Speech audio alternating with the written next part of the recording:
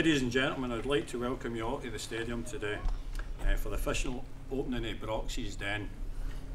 A new facility that will allow supporters with complex learning difficulties and sensory challenges to enjoy match days at Ibrox. In partnership with the fans, the club is extremely proud to have developed this new facility based in the Broomland stand corner, which accommodates up to 8 supporters and their carers. This suite will help children and young adults with sensory difficulties acclimatise to the noise, crowds and bustle of the busy match day. This facility, however, wouldn't have been possible without the generosity and fundraising of the Rangers fans and guys like Craig Houston that's standing there, who once again rose to the challenge to help create Ibrox's Den. It started with a guy called Craig Donnelly. His son at the time was 3-year-old, wee Alfie, and I think Kenny and myself could recognise when our kids were young coming to games, and it was pretty straightforward.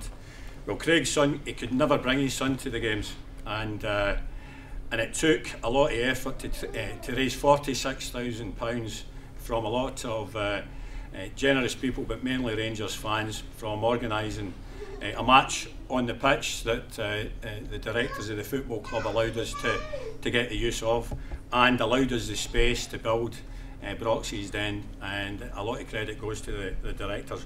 But there's a number of people we've got to thank here today. Craig Donnelly and his brother Barry, who's not here, Lindsay, Debbie and Joe from Boccadillo, who after the game here we had it was great that the ex-players came together too to create just a great atmosphere in the dressing rooms. And even Dave Smith, who Barcelona Bear, 72 years old, turned out for 45 minutes in the game, and for the fans to play on the pitch and know Dave was here to do that, then that says a lot for him too. But Alfie, Craig was telling us he couldn't bring him to any games because of the noise, and just to get into the box. I think he was there on Saturday and it took him 5 minutes to settle down, and then he got to enjoy the game. And I think for his dad, the fact that his boy's there, that he's never been able to take him to a game before, says everything. And it says everything about what we're trying to do at the football club to get everybody back into the club. So I think that's massive. But there's been a lot of generous people. Craig Houston kept battering my door, kept phoning me, golf days, days at the pub, family day outs, for supporters over in Belfast putting in a 4-figure sum. It was great credit to the Rangers family and fans that we raised that. I think the initial bit was 30,000 we were looking to raise, and then Liz says it's going to be a bit more, so I think we got 46,000, and Liz is managing to get a nice Caribbean holiday out the extra change that she got out of that, so well done Liz for that. But a number of people to thank.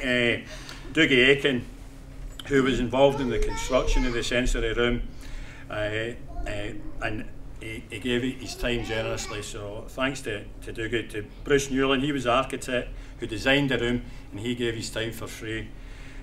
Sally and Keith, the spacecraft advised and the choosing of the sensory equipment, which is so important for the kids in there. And the Bishop Briggs Academy teacher, Michelle Stevenson, and our 2 pupils who designed the logo for Ibrox's Den. Also George for Parade Flooring for donating the floor covering, and just there's that many people that have all chipped in over the period too. So a big thanks to them all. To Bobby Roddy for SCS, who donated the Xboxes, which the kids love in there, and Stephen Scott from Scott Ray, who donated the televisions for the suite.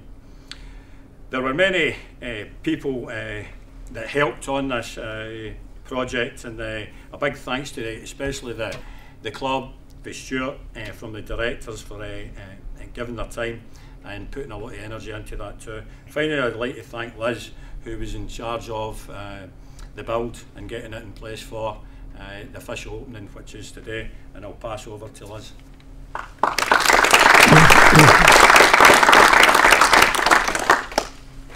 Thanks, John. Personally, I'd like to just express my thanks to the Disability Matters group who have propped me up through this whole process and been very supportive. We've got people like Wendy, who's advised on autistic issues. We've got Heather and Eddie, who helped try and do the social story, which we're still building. There's other people like Laura, who's helped from Widget, who's listened to all my rantings on the phone about how do we get it right. And they're important too.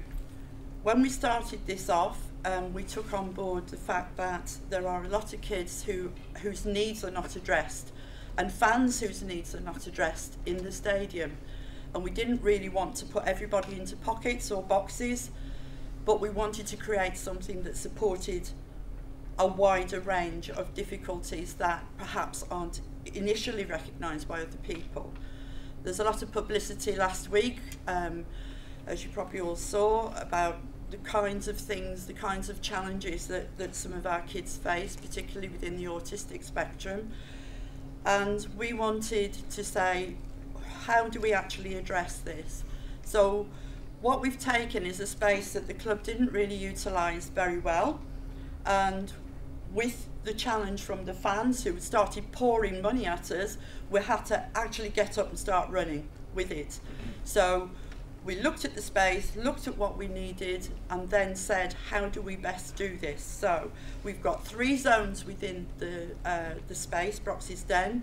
The first one is the interactive zone, so this will support the child coming in and allow the parents to help them to settle down by play or by teaching them things. So there's a tactic board, there's a communication board, there's Xboxes which are geared towards games like Minecraft and I think it's FIFA 17. I don't play any of them, so I don't really know. And this will get them settled into the whole process. From that space you can actually see the stadium. It's not intended that this is a long-term viewing area, it is really just to support the parents through while they get their kids used to the external parts of the stadium. The chill zone, which is set up, can be a light play area or can be put into darkness and can be controlled by the parents so that they can create an atmosphere that suits their child or their young adults, because it will take up to young adults as well. And the third area is the external viewing, and this is where we hope that people will start to go out and see how football is with the crowd noise at a level, but then if they need to be supported can go back into the safe and quiet zone that we've created with Brox's Den. Ultimately what we would like to do is to create quiet spaces, not necessarily the same way that we've done here, but just quiet spaces where people can go to if they find that they're in an overload situation, there's too much information coming at them. I think Kenny's going to give us a few.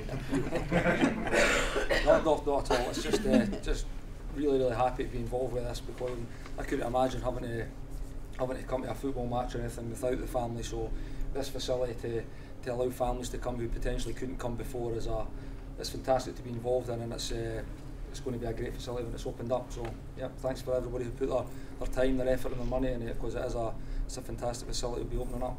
Thank you.